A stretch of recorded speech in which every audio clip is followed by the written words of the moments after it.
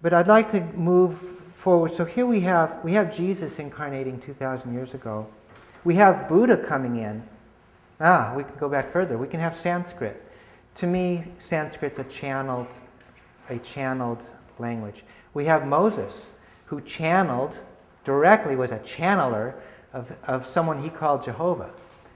So this is the bottom, the beginning of the Jewish understanding is a channeler, channeling some other realm. Then we have Shakyamuni Buddha coming and throwing out the Vedas, saying it's junk. The caste system's junk, all this is junk. Get back to the beginning. The beginning is the great mystery, which is no beginning. He said to Ananda, he said, look out, do you see the blue sky over there over the horizon? Ananda said, yes. He said, do you see any end to it? That's the kind of teachings of Shakyamuni Buddha, who's very free of this top type of beginning priesthood stuff. So now I go to Tibet, I see all the lamas dressed up. But the beginning Buddhists who followed him wore rags. They wore rags. So these institutions, 2,500 years later, we have Bodhidharma. Bodhidharma was a monk from India who traveled to China in the 4th or 5th century.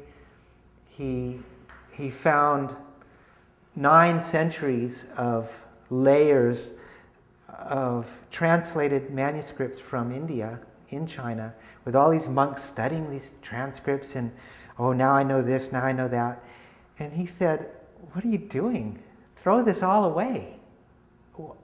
Don't you want to experience it? Bodhidharma is the beginning of the Zen tradition, which I'm very aligned with because it speaks to the great mystery. And it doesn't hold anything more than the great mystery. I'm not putting down Tibetan Buddhism or other forms of Buddhism. They explore different avenues of the mind.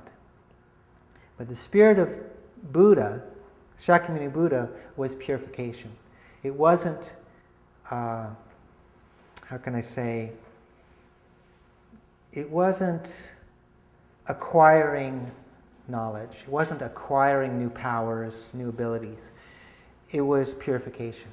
The more simple you get, the more clearly you will see, the more free you will be, and the more you will be connected with others, and you'll experience what in Buddhism is called emptiness equals compassion. There's no difference. Because as you drop a limited self, you find what's left over is this. This is what's left over. This is what I now am. And what is this? It's filled with all these other beings. I'm connected. I feel them. So before, we were stuck in our own head, and as this drops away, we find ourselves in this mysterious world with incredible beings walking around us who are unfathomable. Here's a universe, here's a universe, here's a universe, here's a universe. How can this, it's just an incredible thing. And then we reach into them with our intuition, because we gain this intuition because we're not all plugged up with all of our opinions. We can't do it anymore. So becoming quiet is a big thing. And we hear Jesus speaking to this too, about how children are. And significantly, Jesus saying, the chances of the rich getting to the kingdom of heaven within is like a camel getting through the eye of a needle. Everyone here knows the eye of a needle is a very, very narrow slot in the city walls that you could barely get through. And that was to stop any army from getting through. Well, a camel can't get through it, and the rich cannot find this kingdom of heaven within because they're too busy grasping material possessions for me. So how are they going to get to we? This is a big message I have for the controllers who are watching me and following me. Okay, so, and my friends say, are you afraid? I said, well, I would be the last person that they would want to hurt, because I'm one of the people who's going to stop them from getting lynched, because I'm going to be speaking up for them. because we can't go back to this eye for an eye thing anymore. That doesn't work. An eye for an eye is just a continuation of monstrosity. So we can't have executions in the future. We can't have torture.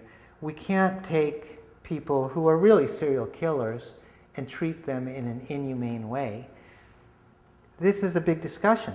One of the ladies who I met at Shasta training, CSETI training last summer, she works for law enforcement in Canada.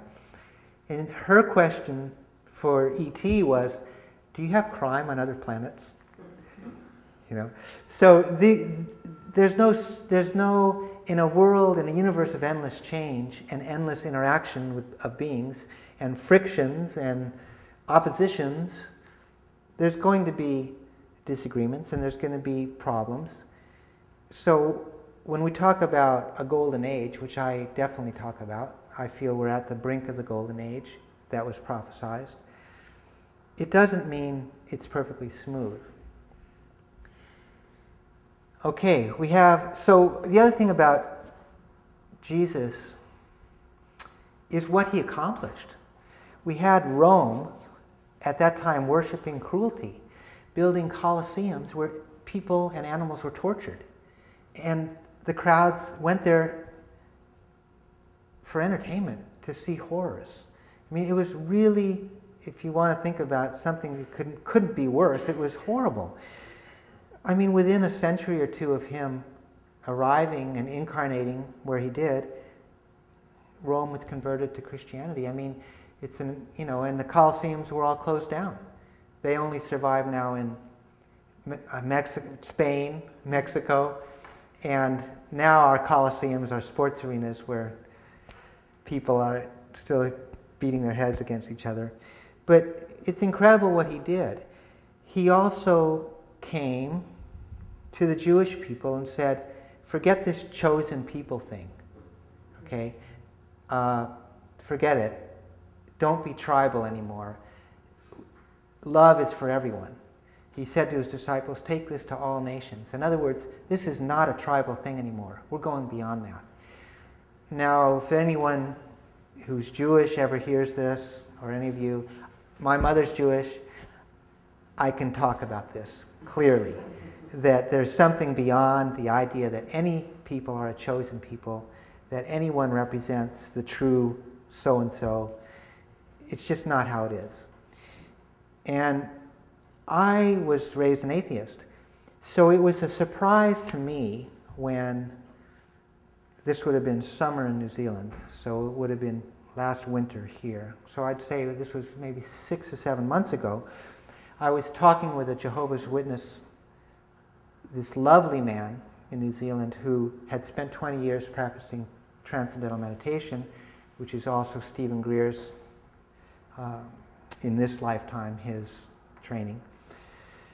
And we got into the Bible, and I felt I was with someone who was really sincere, who could really teach me, because I hadn't ever really been open to the Bible because of all the hypocrisy of the church and all the dogmatic thinking. But this man wasn't that way. He really was true. He had so much love. So I listened to him, and we talked. And we're getting into the Bible. We're opening the Bible. We're looking at it. We're getting into it.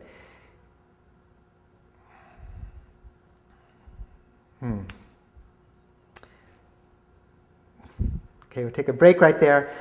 Earlier that summer, I had gone to a retreat with Ananda Marga's people and experienced the presence of their dead teacher, dead guru, who was known as Sarkar by his worldly name. They call him Babaji, or they call him Ananda Murti. He's been dead 10 years, but I felt his presence. And I had disagreements with him, which you're going to understand soon. And him and I had this dialogue, and I had an experience of having a dialogue with someone who wasn't in a body anymore, which was pretty amazing. And I asked for his blessing, and I told him what I wanted to give him, which was that his group is profound. Ananda Marga is profound. They have 2,000 monks and nuns who are working worldwide, and they're good. They're really good. There's controversies about Ananda Marga. That's another story. But here I am talking with this Jehovah's Witness, and we're getting into the Bible. I'm getting into it. I'm turning over this rock. What's under here? What is it? What is this? And this presence came in the room, came to me, came into my heart. And I took a big breath, and I said to him, I said, he's here. He said, and he looked at me, didn't know what I was talking about. I said, Jesus is here. And it was a feeling, the feeling was in my heart. The feeling, if I was to put it to words, and the way I've felt about it since was, the words were, there's no quarrel. That was it. There's no quarrel. Quarreling, when people argue with each other, quarrel.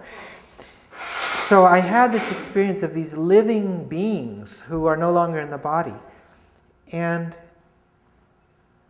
I'm a contemplator. You'll understand that as this story goes.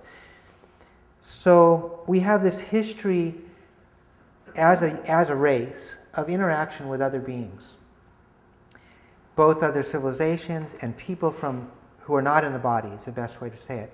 For people who say that's impossible, let's consider the fact that X-rays were impossible 100 years ago. Infrared was impossible. Digital cameras was impossible.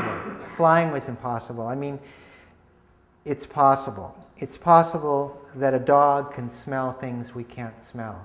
That a deer with big ears can hear things we can't hear. It's possible that there's all kinds of things that we don't know about because we don't. And it's logical that the universe is endlessly diverse in all directions. Therefore, basically anything is possible.